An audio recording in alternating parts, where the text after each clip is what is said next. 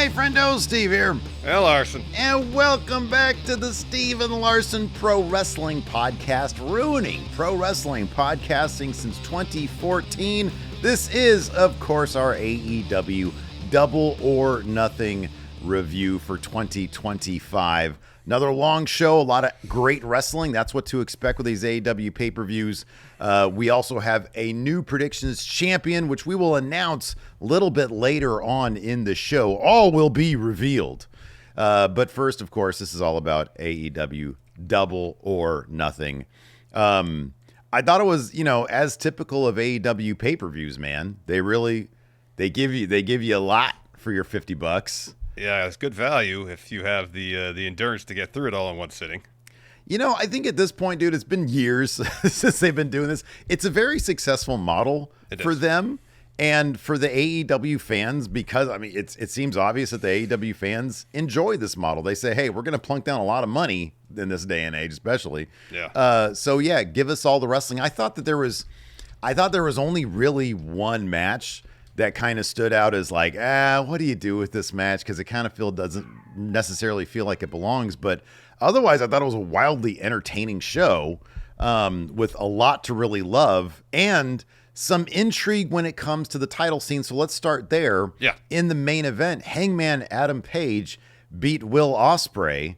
I know you and I both had very, very, very low confidence in this match because there was a good argument to be made either way. Yeah. Were you surprised at all by the outcome, and how do you see this going forward? I wasn't surprised by the outcome because, as mentioned, we saw that this could either go Hangman could win, face Mox it all in, and then it made a lot of sense for Ospreay to get the title shot at Forbidden Door in England. Yeah. Assuming Mox retains it all in. Mm-hmm. Now, we've been saying for a long time that we think that Darby is going to be the one to dethrone Mox, but it makes a heck of a lot more sense. And it might be a more satisfying story if Hangman is the one that beats Mox. So now we see that scenario lined up at AEW's largest American show ever. It's their first stadium show here. Yeah. Now, do they want to end that show on a bit of a deflated bummer where we have Hangman in the midst of his redemption arc, the culmination of which would be beating Mox for the title, and once again being the main character of AEW? They want to end the show with that kind of moment or a bummer? Because that's what a Mox win would be. Yes. Even if Darby came back, I think it all in. You get a little bit of that fan heat back, but I think ultimately people are like, why didn't Hangman win? That's the arc we're seeing. That's the story we're seeing. So they did a really great job over this, specifically this feud, of Hangman equating beating Mox for the title with his redemption, and he's made it incredibly personal. He talks about his kids not being able to basically look at their dad as he used to be, his wife understanding that he is miserable.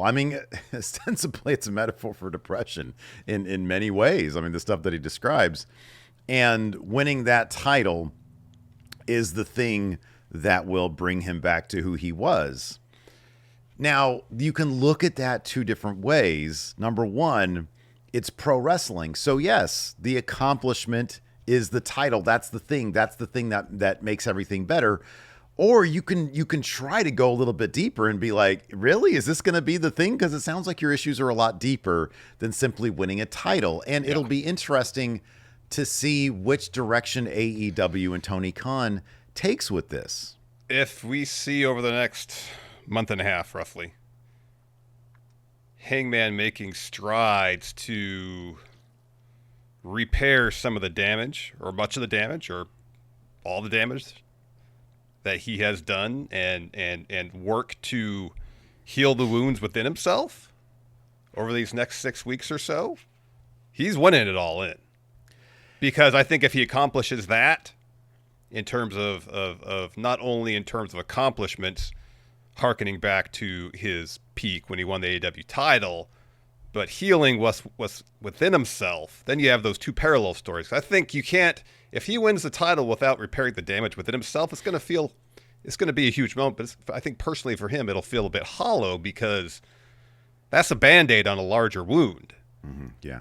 Now, if it's a situation where he strives for the title, comes up short, and realizes the title is not what's going to fix me, I have to do the work to fix myself, then you could tell that story over the next, 6 months to a year. But like if in the next 6 weeks he's like, all right, he's cool with Swerve, and he apologized to Christopher Daniels for, for Daniels having to retire after Page beat the shit out of him. If we see that happening, then Page is winning it all in. I feel like the big tell is going to be if he gets the nod of approval by Swerve, similar to how Hangman got the nod of approval from like Matt Jackson when it was Hangman versus Kenny. What you're saying is exactly right. That should be the path. Now the Young Bucks getting involved with the Death Riders, I think might be one indication that, and like you said, they're going to have a big decision to make when it comes. Well, there's a couple things to consider. Number one, by pretty much all accounts, the viewership has been pretty strong for AEW. The move to Max, the addition of Max, I should say, and hasn't really, like, if you take a look at the TV ratings, they seem to be on pretty firm ground. The attendance is kind of slowly ticking up. And so they seem to be on stable ground. And, we have heard that much of that can be attributed, at least in Tony Khan's metrics, to the Death Rider storyline. And so would they feel, even if the internet fan sentiment is, oh, God, Mox won again at the stadium show, maybe ultimately away from the internet, maybe there's that disconnect where it actually does good business for them. That's, I think, one consideration in terms of, do we keep this Death Rider thing going until Darby? But I think there is definitely something to be said for the guy being, you and I have advocated for Hangman winning this title for a very long time. And I think you and I both understand for the story, it'd be the best thing. People love the new return, big thing, Everest, Darby coming back, and I think that would get a tremendous pop with the crowd in the stadium. Or sorry, not in the stadium, because that wouldn't be in a stadium. That would be in an arena later on when Darby won it. But I don't know. This story right here is such a vital and interesting one, and in pro wrestling, the title can often be the thing. And yes, there does need to be, from here until there, everything you're talking about in terms of him making peace with the violence of his past, specifically Swerve. The Young Bucks might make might be there to throw a wrench in these plans, though. And I think that there is more to mine out of the Hangman story long term.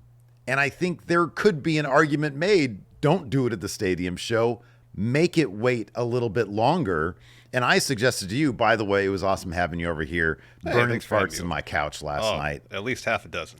That was great. I loved it. It was a lot of fun. But the idea that maybe a year from now, if you keep on building Hangman and if you keep on building Swerve, you can have two baby faces walking in and two guys who have been through everything together. And at that point, they kind of love each other. But they find themselves in a situation where maybe Swerve has the title and Hangman now has to face Swerve, babyface for babyface. And that's a big dramatic moment. That's a big deal they can do. It's just, do they worry at all that if they don't do this at the stadium show, is that going to turn off the fans? Is that going to, engender some nasty sentiment from the fans? Yeah, that's a possibility, because when you have these huge stadium shows, and it's just the pattern we've seen historically, I mean, specifically with WrestleMania, but you can probably make the case with other stadium shows that these are the ideal places, a lot of times, to culminate huge storylines. Yeah. It's the largest stage you have for the year. In theory, the most eyeballs you're going to have on your product. And if you're going to have the culmination of Hangman's story happen at the stadium show with a lot of, for AEW at least, mainstream media exposure, it makes sense. You could also make the argument, because I thought about this too. You mentioned waiting a year for Hangman. And it does make sense for Darby to be the one to beat Mox, given how this Death Rider thing all began back in August, I guess. Yeah. But if it's a situation where they're deciding they're going to wait on Darby, they're going to use, the expedition to Everest as like the jumping off point for a longer story about him building up to becoming a world champion. Mm-hmm. And Mox wouldn't be champion at that point, but Mox would be kind of the gatekeeper he would have to get past to prove to himself, to Mox, to the AEW universe that, he's a world title guy now. Mm-hmm. Yeah. They could go that route and maybe it all in next year. They could do Darby winning the title. I don't know. I just, I think a lot of the idea we have about them planning on Darby beating Mox is partly based on the reporting. Partially based on the reporting that was the plan even before Mox beat Danielson for the titles, that Darby was going to be in line for a title reign. The way Darby lost his title shot to Mox, with Mox telling him, you're not ready to be world champion. Can't tell you why, but you're not. The focus on Darby when the Death Riders beat the hell out of Danielson. Like, those three things alone seem to indicate, Darby's going to be the dude. And if the initial idea was, all right, we're going to do this at All In with Darby, and then his Everest plans kind of sidetrack that, maybe the idea is like, we want to have that moment at the end of All In. If it's not Darby, Hangman is actually the perfect dude to do it with. All In's the thing. All In is the thing that matters. That there's a distinct possibility. I'm reminded of when WWE really did a hell of a job tricking us into thinking Drew McIntyre at Clash of the Castle 1 was going to take down Roman Reigns. Or Cody the first time he faced Roman. Or Cody, yeah, exactly. And it's like, boy, this is the perfect time, the perfect place. But are they going to stick to the plan? AEW's been pretty good about sticking to their guns lately. And that's why I think the quality of the shows have been significantly better than they were a year ago. Is because, number one, they have signed, they're making a less of a deal about big former WWE people. And I know their champion right now is a big former WWE, but he was also in AEW day one. He's been around for 6 years now, so I don't really consider Mox that. But, like Lashley. Lashley is anchoring, Lashley and Shelton Benjamin, the Hurt Syndicate, they're anchoring the tag division, thank God, because the rest of the tag division is an abject disaster. But he's also part of a major storyline with MJF with this joining the Hurt Syndicate thing. And so he's, basically, I'm not going to call him a depth guy, but he is adding to the depth of the stories. And so, they're going with the people that are young, are the future, are vital. And I think that's a really important thing for them to do to maintain their success. Yeah. And, Hangman's that guy. They're doing well, and Hangman's that guy. But are they going to be insistent on it being Darby? Given, like you said, how they set things up. But if they have something right in front of them, it's like and I think, when Swerve had his title shot, a lot of people were like, oh, they should do this. And as much as I love Swerve, it was obvious that wasn't going to be the case. But Hangman, that story is there, and it is years long. It's a saga. Hangman is a walking saga. Yep. And so, I don't know. They're going to do what they're going to do. And at this point, they do kind of get the benefit of the doubt from me. If Hangman drops a turd at All In, it's going to be very interesting to see what the response is going to be. I think, well, I don't know.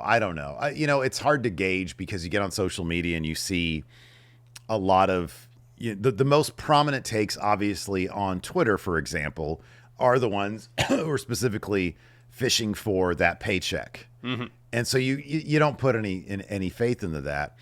And it's difficult to sift through the rest of the crap to get any genuine feel for like what are people thinking here? Are people into this? That's just the way social media and kind of the internet in general has turned. It's like, well, it's difficult to have like real conversations there. You get on any other ones and it's kind of the same thing. It's like, where are people coming from? And so you just have your own shit to go off of, or the content that you enjoy, people like us perhaps. But yeah, I don't know. I'll be interested to see what they do with it. But they've been on a good roll lately, so hopefully whatever they do will be best informed by the stories in front of them. And there is something to be said about the fact that Hangman's been there, doing this story and not climbing a mountain somewhere. Yeah, exactly. And it could be a situation too where you mentioned the Young Bucks. They overbooked the finish of this. I mean, it's a Death Riders match that usually happens where you have Death Riders out there. Ospreay, maybe a couple other people are out there to help Hangman. Young Bucks come out, and given that Swerve is feuding with the Young Bucks currently, he goes out there with the idea that he just wants to take out the Young Bucks. Maybe something earlier happens between, maybe the tag match does happen where it's not obviously Swerve and Hangman against the Young Bucks, it's somebody else. And Swerve comes back out there to get at the Young Bucks, and he has that moment where he's got to be like, all right, am I going to mess with Hangman's opportunity here or not? Mm-hmm. I mean, a lot of that could happen during the match. Mm-hmm. Yeah.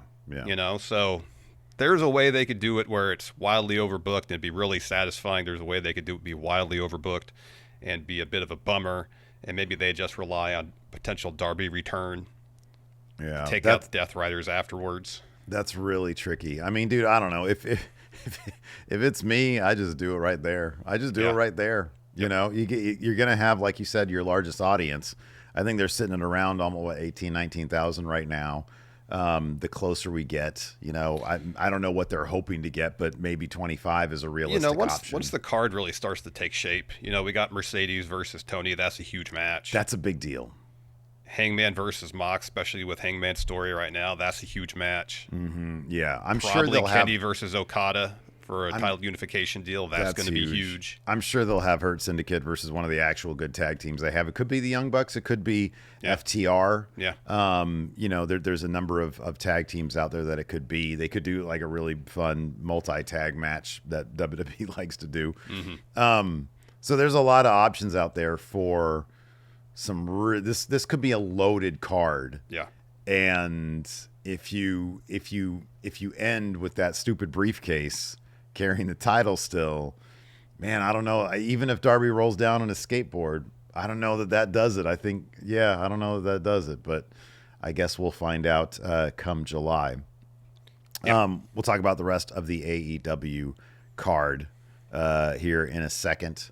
But as a lot of people want to know, I posted this on the Steven Larson community thread. A shocking, and let me tell you, this is shocking. New, it's not shocking to me. Predictions champion. Well, it's really is a testament to the power of friendship and how friends believing in each other can lead to great things, Steve. Oh, so that's where we're going with this. Okay. So would you like to announce? Maybe do this. Do you have the list of the top names in front of you? You mean run the names down? Maybe like the top 5 and the point totals leading to number 1. Yeah, give me a moment here. Yeah, that'd be good. I wasn't expecting you to ask me to do that, so here Sorry. I got it right now. All right, so we had 3 people tied for 5th place. We had Ethan Granville, who was at the top of the leaderboard for a good stretch of the show, Gorilla Mon, and the Mailman. At 4th is Bubba. 3, Ken Adams Business Firm. 2, Jacob Fitch. At number 1, somebody called Russell Juice. Hey, that's Steve. Oh my! He did it. Oh my gosh! He did it. Oh wow! It's me. Really? It's me. Did it. It's me. You get this. I get my shirt. You get my XL. back. I get my XL shirt. I get this. Come here. I get this hat. Larson, this is absolutely shocking. Honestly, it's kind of a fluke, I think. No. I believed in you. The friendos believed in you, and you did. Do you think that's what put me over the top? Was your belief in me? Not just mine. I'm not trying to take any credit. This is all you're doing. But I think empowered by the many people who are standing behind you. Lift it up. Yes. Lift it up. Yeah. I mean, I like to think that I did this all by myself, kind of in spite of everybody, always clowning on me, dunking on me, taking your side when you heal up on me in the Friendo Club star ratings thing that we do. I always want you to succeed, Steve. So this Friday, we're going to have my coronation because I realized a couple things. Number one, if I'm not mistaken, I am the youngest ever going in Raw host to win predictions. That's true. Number two, you're about 11 months younger than me, yeah. I have to look at the actual schedule compared to previous pre-Money in the Bank winners. But next month, June, the title's not on the line. No. This thing is Friendo in the Bank. And it's funny because, I've got a filter on here so it warms everything up. This is actually bright volt. Yeah, I can see that on my camera. Okay, so you can see that, but to the Friendos, it's different. This is it's kind of mustard because it just changes all the colors. But this right here is going to be on the line in June for the predictions challenge. Of course, you click join at youtube.com/Steven Larson, and then or you can go to patreon.com/Steven Larson, click on the Friendo Club setup. So it might make me amongst the longest reigning because my championship's not going to be up until July. That's true. So I might be the longest reigning going in Raw host. Unless you did, were you champion? No, because you just won earlier this year. Oh, January. Yeah, I did January. Yeah. So I mean, now the question is, who's going to dethrone me? If you want to be, this is the thing. This is called a selling point, Larson. If you want to be the one to dethrone not just some jabroni, but if you want to be the one to dethrone Steve here, if you want to be the who beat Bruno? Was it Ivan Koloff? Yeah, Ivan Koloff or Pedro Morales a little bit later.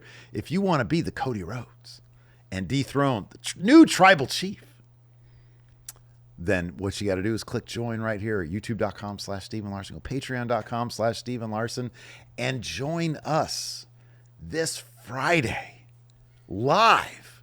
The coronation of Steve here as the new. I'm not going to wear this hat until Friday. Nor should you. Because after that, I got a long time to wear it. I'm not going to wear this till Friday when you are going to put this on my head and you're going to put the shirt on my body. Yeah. No, a thought just occurred to me, though, Steve. Oh, no, what? We do have an outstanding Money in the Bank cash-in possibility. Jerry's nowhere close to catching you by, pulling a number out, but there is an instantaneous win in that briefcase. And time's a ticking for Jerry to cash that in. So Jerry's allowed to cash in. Hey, Jerry's allowed to cash in now. Yeah. Or Jerry can wait until Money in the Bank, where he has an opportunity to get points and then see if he's within range and give himself a better opportunity. Well, that would just win Jerry the briefcase again, though. Yeah. You're absolutely right. That would just win him the briefcase again. Oh, that's hilarious. Oh, man. But also at Money in the Bank, if whoever wins wants to try to cash in right then and there at the end of the show, because there's an instantaneous win. Once that card is over, then I guess the new briefcase holder would be allowed to cash in immediately, right? They would be able to. But the odds are long for the instantaneous win, but it's there. Yeah, they can do it. I guess what I guess what I could do is, I could make a second one of these. Because I get this because I did yours. win. You're still champion. I'm still champion. You're in the Hall of Champions, yes. I have a reign. But then would I send this to the... I don't really care. No. We have to work something else out. We'll figure something out. Yeah. Maybe what we should do is have a hat made with like a Money in the Bank design on it, so whoever cashes in gets that one. I'm gonna try to replicate this. Oh, in hat form? My thing right here in hat form. I think That's that could a good be idea. fun. Yeah. There we go. Be fun. So, yeah, a lot going on. I'm going to make sure to block all of Jerry's calls. Wow. Wow. Oh, man. No, I was super surprised. Yesterday, I was just sort of sweating it while you were sitting next to me. You don't get anxious very often, but you were anxious. It really hit me during the Hangman Ospreay match. I was like, all right, man, I can't. This is going to be a 40-minute long match. I'm going to go back and I'm going to start doing some math and see where I'm at. And I sort of realized, I'm like, oh, God, I think I'm a lock because I had Darby not coming back with 5. Unless Darby came back, right? Yeah. But I realized that wasn't going to happen because he was on the Summit a week ago. Yeah. And so I was like, I do the math. I think it's a lock, but knowing me, I know I hit calculus in high school, but that was my wall. I hit the wall there in high school. That was 40 years ago, so 30 years ago. 30 years ago. Wasn't cool. Not that old, Steve. Not that old. Not yet, anyways. So, yeah, enough of that self-indulgent nonsense. The Double or Nothing card kicked off with the women's finals for the Owen. Mercedes Moné versus Jamie Hayter. Really cool match here with Mercedes just working the shit out of Jamie Hayter's back. Yeah, this was hard-hitting stuff. Yeah, this was. So a lot of stretch. Yeah. And a lot of backbreakers and whatnot. And then, obviously setting up Hayter for the statement maker. But that's not what got Mercedes the win. Nope. So let's talk about the finish. So Jamie has a rear naked choke on Mercedes. Mercedes counters that into a roll-up, gets 2. They're trading some pinfalls, and it leads to Mercedes getting the statement maker on. Jamie gets to the ropes, powers Mercedes up, but then Mercedes elbows out. And Hayter eventually hits a Death Valley driver and Haterade. Mercedes kicks out. Jamie's looking for a lariat. Mercedes blocks that, goes for a tombstone, but Hayter blocks that and connects one of her own. Mercedes barely gets the shoulder up, and Jamie's looking for Haterade, and then Mercedes counters that into a pinning combination to get the win. And then as soon as that bell rings, match is over, Mercedes sprints up the ramp. Yeah. And poses with the Owen Cup. Yeah. Yeah, she really did. She got the hell out of there and sprinted up there. Yeah, so we got Mercedes Moné versus Toni Storm. Huge match. That's a huge matchup, and it's going to be for Tony's title, not Mercedes' title. Mm-hmm. I should say titles. Tony wins that, right? You'd think so. You'd think so. Tony's like kind of the best thing they got going right now. And she's easily one of the 2 or 3 most popular performers they have in the entire company. Might be. I mean, it could be number 1, to be honest. Easily could be number 1, yeah. Yeah. Her, Hangman, yeah. After that, we had FTR versus Daniel Garcia and Nigel McGuinness throwing up this all over the place. That shit cracked me up. Oh, that it was in like the match graphic, yeah. Yeah, this is the middle finger for the Brits. Yeah. But yeah, this is cool. It's just FTR going extra heavy on the heel stuff. Yeah. They had the all gray sweatsuit combos for their entrance gear. FTR did, but they didn't keep that vibe for their ring gear though. No, Dax was wearing some saggy bright red trunks. Yeah. I was hoping they'd just go drab. Yeah, me too. Even the Tron. I didn't notice the Tron like all drab too, or was it as vibrant as it normally is? I didn't notice. I didn't notice because they had a weird Tron setup. Like they did. They had like the Tron really high up top, and then of course they had the entrance Tron as well. But it wasn't the tunnels. Right. Either. Yeah. No, it was just. It looked good, but it probably looked better at All In because they really had to widen the shot for you to get the full scope of the entrance, and sometimes when they did that, the performers actually kind of got lost in the. This is like the one case. It's like WWE, the stage being lit up, everything being lit up. I like all that noise. Give me a bunch of Cinnamon Toast Crunch garbage. There, I'm fine with that. They were sponsored by something called I Drink. I've never heard of that. I Drink Q. Yeah, I never heard of that either. Yeah. Anyways, FTR gets the win here, not surprisingly. Nigel gets taken out with the shatter machine on the floor for a bit, and then Shivani gets up from commentary to check on Nigel. And then Dax gets in his face as does Cash. Eventually, FTR gets back in the ring with Garcia. He has a comeback. Dax blocks a powerbomb and hits a pile driver. FTR then does the combo pile driver deal on Garcia. Garcia gets his foot on the ropes. And the Dax puts on a sharpshooter. At this point, Nigel's coming too on the floor. He's trying to get back in the ring. Cash prevents that. Daddy Magic's out there. He tries to get to root on Garcia. Cash takes him out too.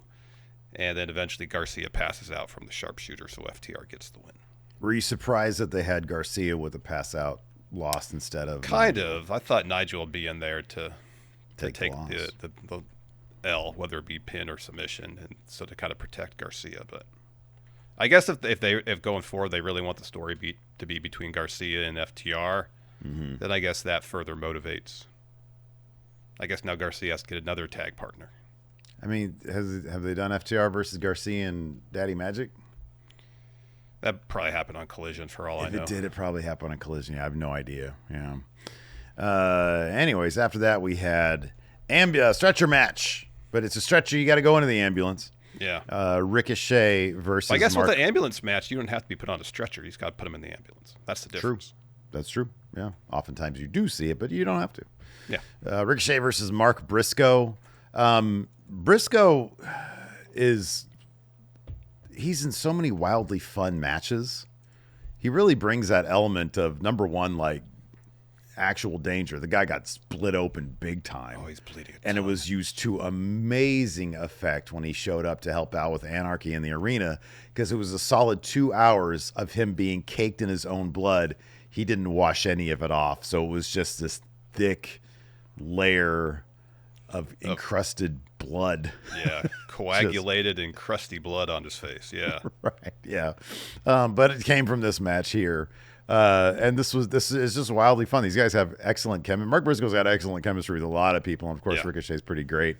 But and it, this had, as is the typical thing with Mark Briscoe matches, it always has like a little bit of comedy to it.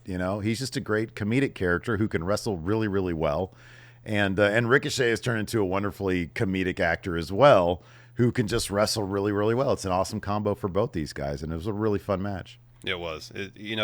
Being able to have characters with depth and dimension that can do serious, dramatic stuff as well as comedic stuff, and not necessarily be exclusively one or the other.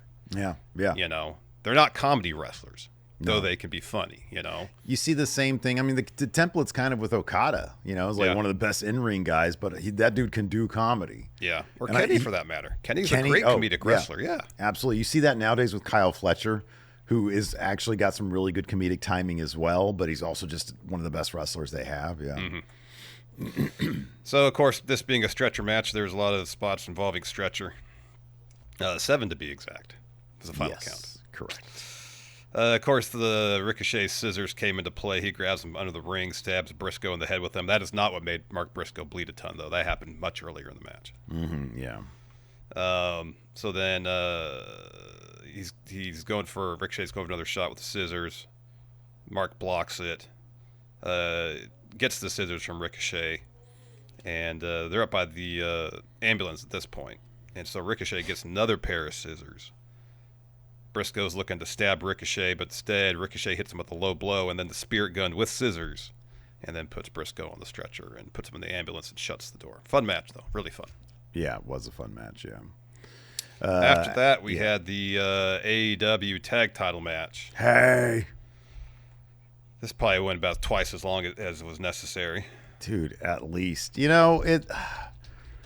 don't know. On one hand, I understand it's like you have the Hurt Syndicate and it's AEW. They don't typically do short matches.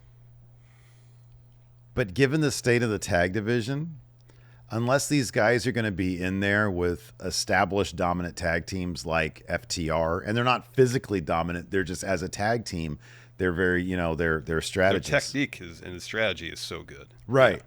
And so it's like, unless they're going to be in there with the Young Bucks or with FTR, even when they did, because they did Archer and Cage, like that is fine going a little bit long because they're big dudes. Mm-hmm.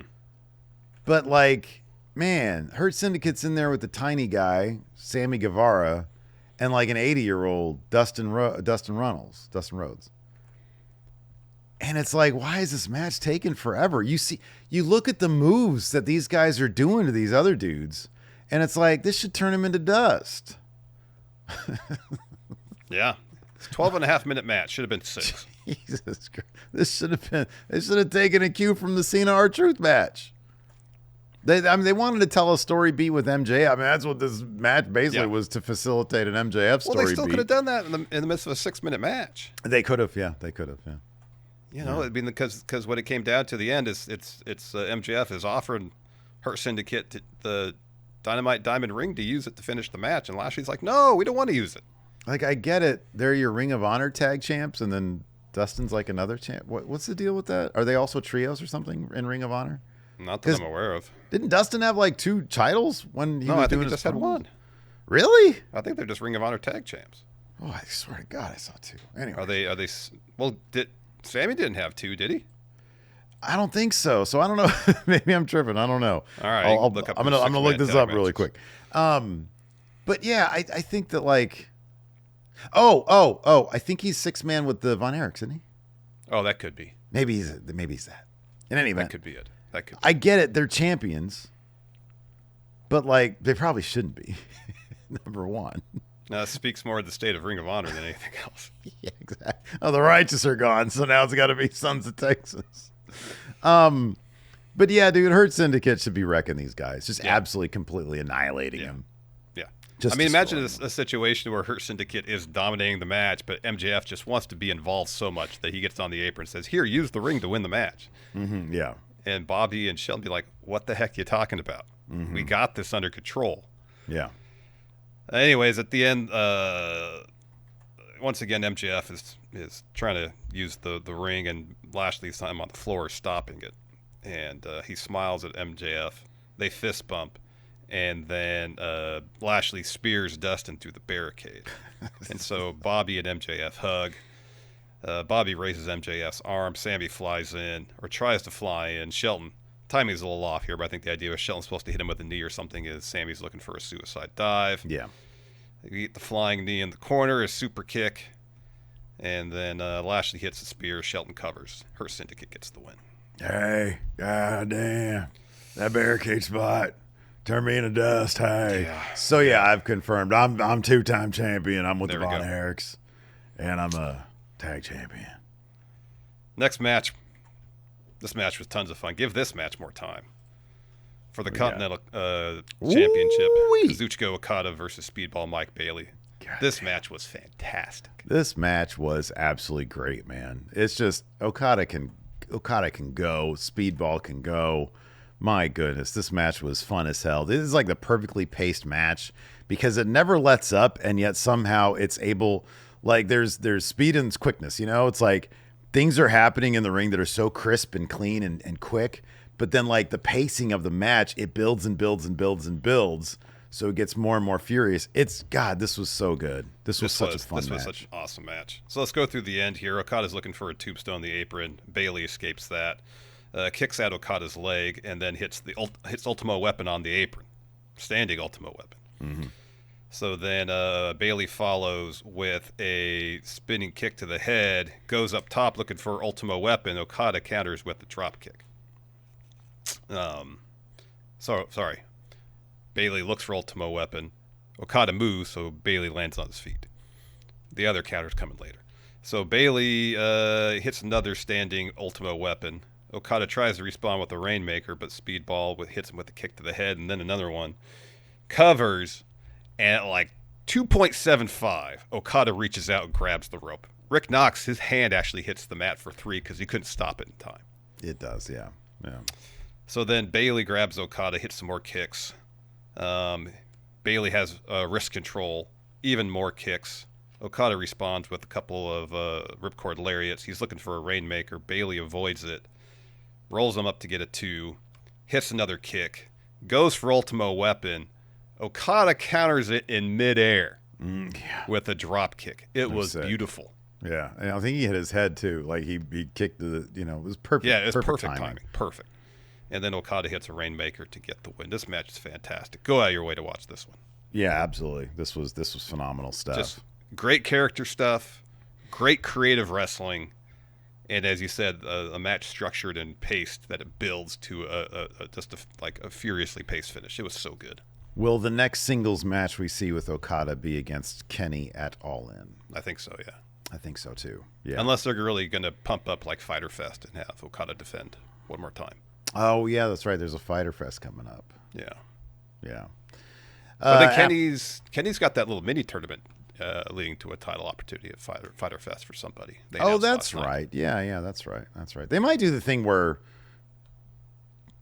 Kenny's the fighting champion and Okada is just chilling until All In. Mm-hmm. Maybe. We'll see. Could be. In any event. After that, we had the AEW women's title on the line. Mina Shirikawa versus the champion, Timeless Toni Storm. Another really good match this time. The chemistry between these two, stemming from the Mariah May feud, so good, is hilarious and awesome. So a lot of this was Mina working over Tony's leg. And so by the end, Tony's able to hit a Storm Zero. And this is after Mina's just wrecking her with, figure fours, and dragon screws and leg DDTs dragon and screws, kind of stuff. Yeah, exactly, leg kicks. So Mina tries to go for. Mina hits a glam driver. Tony kicks out at 2. Mina can't believe it. Goes for another figure 4. Mina kicks off. Tony charges in with a hip attack. Mina fights back with a leg kick. And then another figure 4. Mina Tony gets to the ropes. She's really selling the leg. Yeah. So eventually Mina goes for it again. Storm gets a small package. They trade pins back and forth. Tony hits a headbutt and then a Storm Zero kind of out of nowhere. She covers and retains. And then afterwards they do the thing where they're like, they're like they got that romantic chemistry. And so it's like kind of instant regret that they went so heavy with the match. Mm-hmm. So they plant a big old smooch on each other. And then the funniest bit, Mina drops to her knees and starts kissing the leg that she was just working over, apologizing to the leg. It was pretty great. From a character standpoint, this is some of my favorite stuff because it's so absurdist. And it's like the kiss isn't even salacious. It's just comedic. Mm-hmm. It's like these are two complete weirdos. And this is how but they're weirdos who understand each other. Yeah. And it's absolutely hilarious stuff. And it's really, really great. It is. So Toni retains. She'll be facing Mercedes at All In. That match will be fantastic. Next up, we got Anarchy in the arena. Swerve had some Predator gear. Let's see. Kenny had some Captain America inspired stuff. The Young Bucks. Including a really wonderful garbage can lid shield. Yeah. That was painted poorly with the Captain America American, but effectively symbol. Poorly. Yeah, right. But then in the middle, instead of a star, was the Omega sign. Yeah. And Kenny was kind of the MC of this match. He was. You could tell at least the first half of it. A lot of it was probably his doing because it was leaning into the comedic stuff. The Young Bucks also had some special gear. They were, presented as the founding fathers, so they had like colonial era type gear on. So, the thing with Anarchy in the arena is usually there's a song playing throughout. Yeah. And so it was the music the Young Bucks came out to at first. And then which the is like starts. Colonial music. It was like ooh, doo, doo, doo, doo, doo. And so Kenny gets on the mic. He's like, can we get something that's a little more appropriate for what's going on? And so this is a pretty good rib. Pointer Sisters, I'm so excited, starts playing. And Kenny starts dancing a little bit. Match continues. Yeah. Well, the great thing is, like, Kenny's like, what? And so he's like, I'll go with it. And then it pans over and Swerve's like, what the hell is this? And then, but then he gets into it. It was really funny. And then eventually Kenny grabs the mic again. It's like, all right, can we have something that's like actually appropriate for what's about to happen? The violence is going to unfold. Maybe some 2000s alternative music. If you know the lyrics, sing along. And just let the bodies hit the floor. And they played it over and over again until 20 minutes later when I think it was Swerve who was swung into like one speaker, one amp, you know, and that was apparently doing the entire thing. Yeah. And so the music cut out at that. So it was, and you know, while the bodies hit the floor is playing, Kenny's not involved in everybody else is fighting. Kenny's just out in the crowd having the crowd sing along to the song. Into the mic, yeah. It's the funniest fucking thing. This was one of my favorite Anarchy matches because when they really lean into the fun, into the absurd, and you know they've got I think they realize that like there's no way that we're gonna get all the action. So let's just put all 4 screens up there at the same time. We'll replay stuff that people might have missed. And the entire thing is just an absolute disaster as it's supposed to be. Yeah. And they've learned to lean into the absurd, the costumes. It's wildly fun. It's really fun stuff. It's just this one, I think all of them have been. There's too much of the aimless brawling in the crowd. Yeah. And that's one of those things now in wrestling where they want to, hey, let's add 5 minutes to the match. What do we do? Let's just brawl in the crowd. It feels like filler. Yeah, but I mean, you got to wonder if some of that is, number one, legit. And I'm not defending it, but logistically speaking, it feels like everybody's going to have their bit, but at the same time, they have to have other stuff to cut to. So it's like, hey, let's just brawl in the crowd, but we're not going to do anything important because other people are doing that could their be, shit right now. It just felt like the first half of it, there was just too much, hey, let's go brawl in the crowd for the sake of brawling in the crowd. Yeah. The second half, I thought, the stuff with the music and Kenny having a great time with it was entertaining. I thought the second half, especially once the staple gun, like the stuff with the staple gun is the stuff that I enjoy. That was hilarious, yeah. Where when the Young Bucks produce the staple gun, Swerve gets it and just starts stapling everybody. Yeah. And the way he gets one the tongue. Yeah.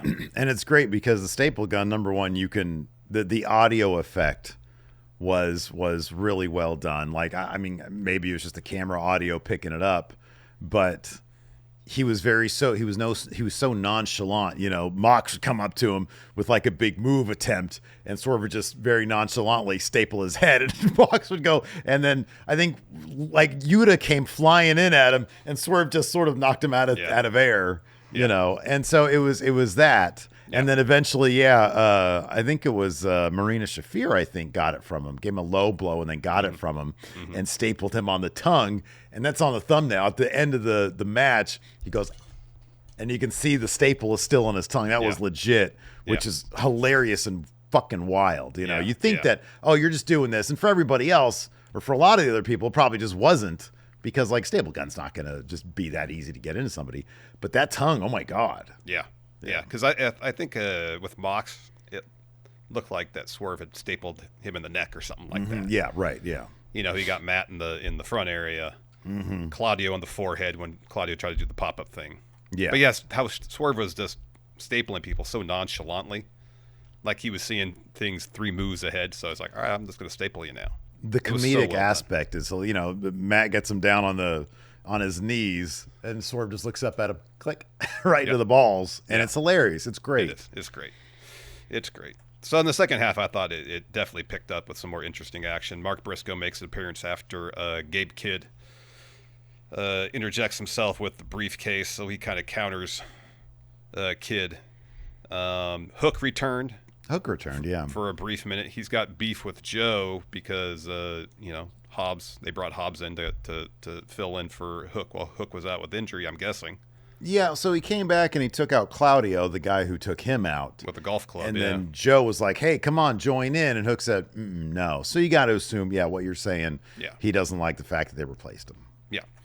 So towards the end, there's a huge scrum down by the ambulance that's still there.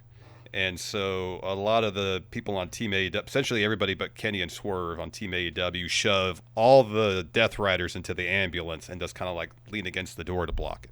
Yeah, right. So you have Kenny and Swerve in the ring against the Young Bucks. So Kenny and Swerve hit a V-trigger and house call respectively on a member of the Young Bucks. Nana grabs Swerve's new Reebok Answer 3 collab. It's got some, and these ones have some thumbtacks on the bottom. Yeah. So then you have Kenny getting it Mad Up? For Yeah, One it was Wing Matt. Angel, It was Matt, yeah. like up on the stage through an electrical box, and then Swerve hits Nick with the stomp with thumbtack sneakers in the ring to get the win. Yeah. So speaking of Swerve, what does he do at All In? I still feel like he has some sort of tag match with the Young Bucks.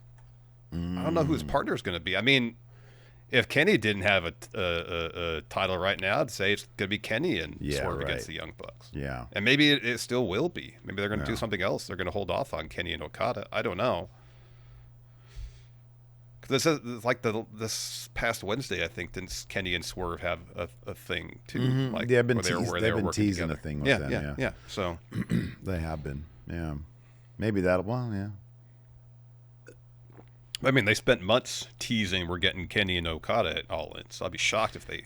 You know what they could do if you really want to build this into like, and I don't know if this is the best use of them, but if you really want to build this whole Death Riders versus the best of AEW, Ospreay has said he's got Hangman's back.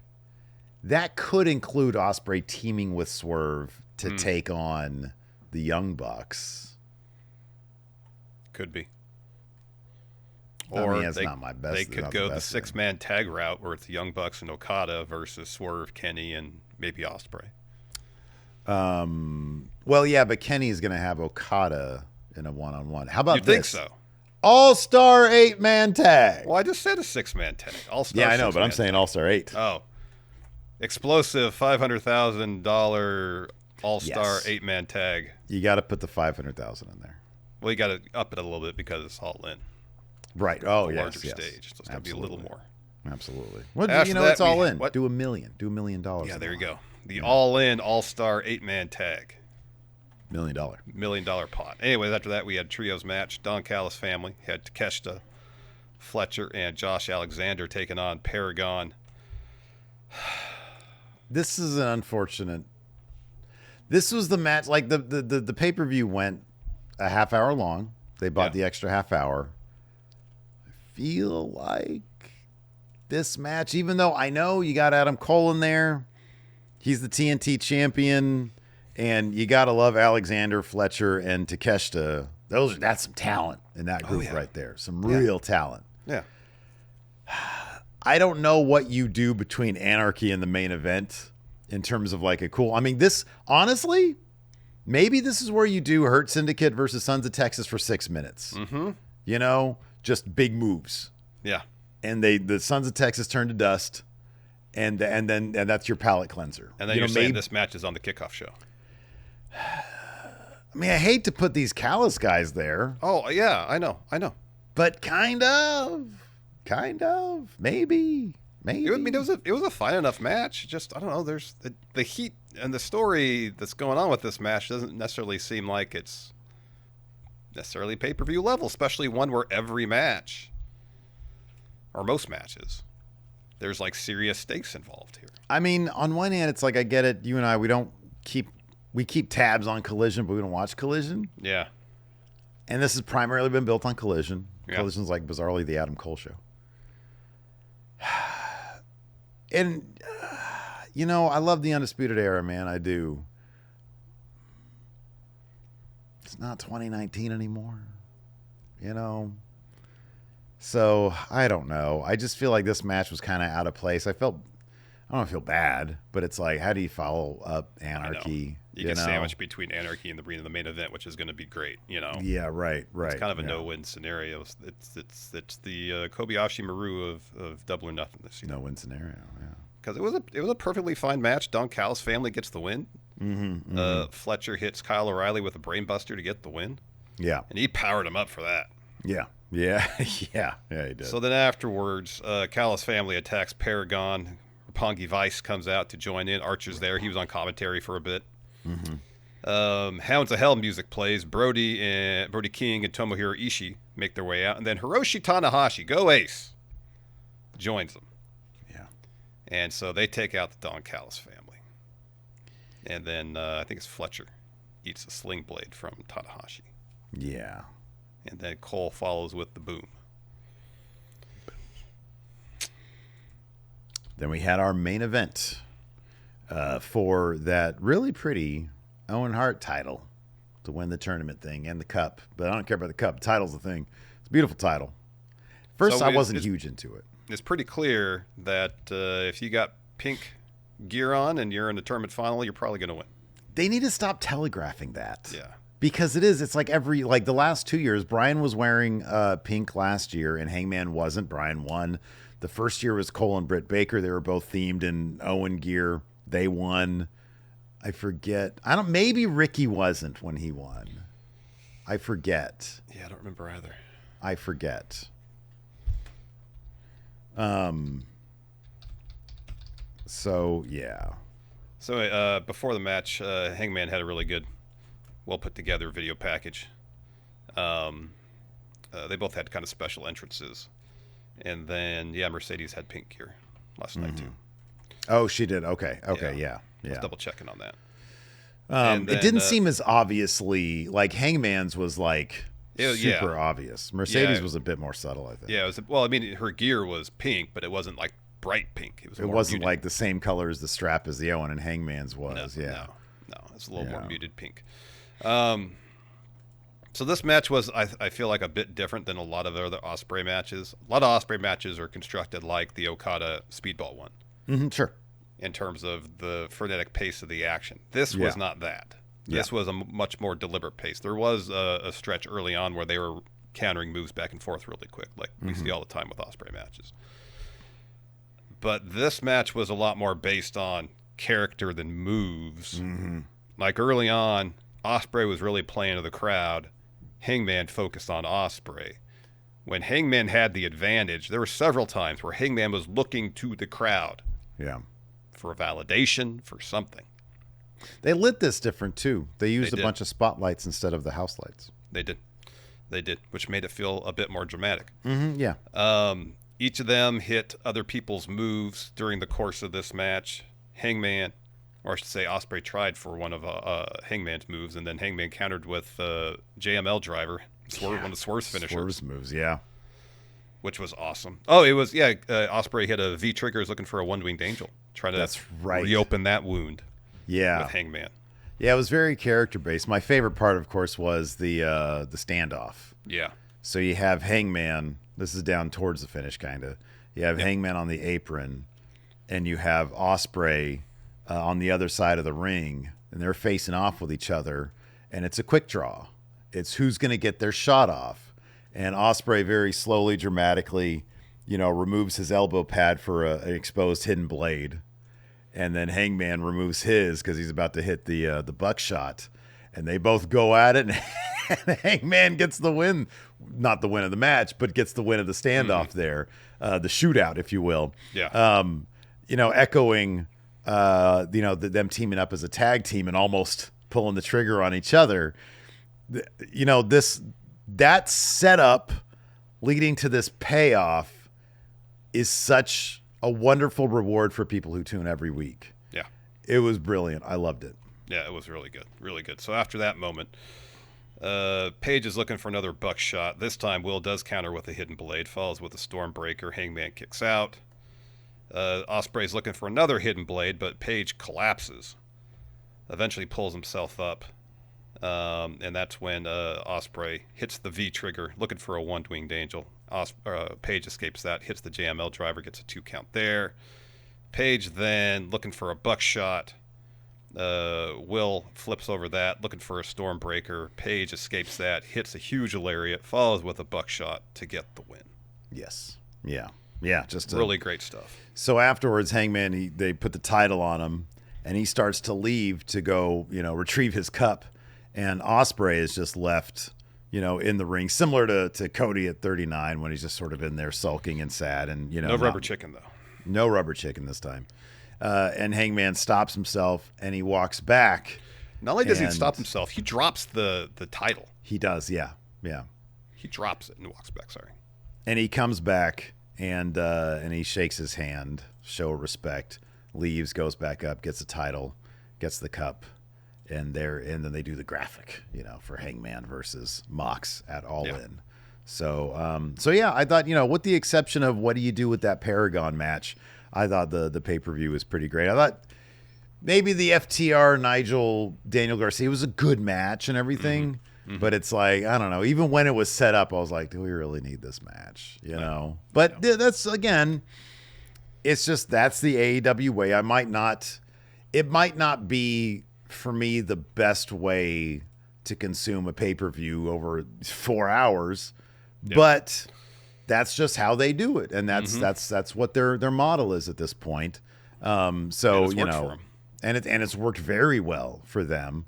I can appreciate the philosophy. Hey, we're going to ask these people to plunk down. We're gonna because they got, I think the last pay-per-view did over 100,000. Like it's every time they get 100,000 plus, and I think this last one got like 120, 140, something like that. Yeah. And so you've got that paying audience. That's a big chunk of change right there.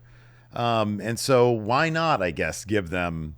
It's funny because toward the first half of the Hangman Ospreay match, you see the crowd, and there's a lot of antsy people in there. But by the finish, oh my God, they are so into it. They're so invested in it. Yeah.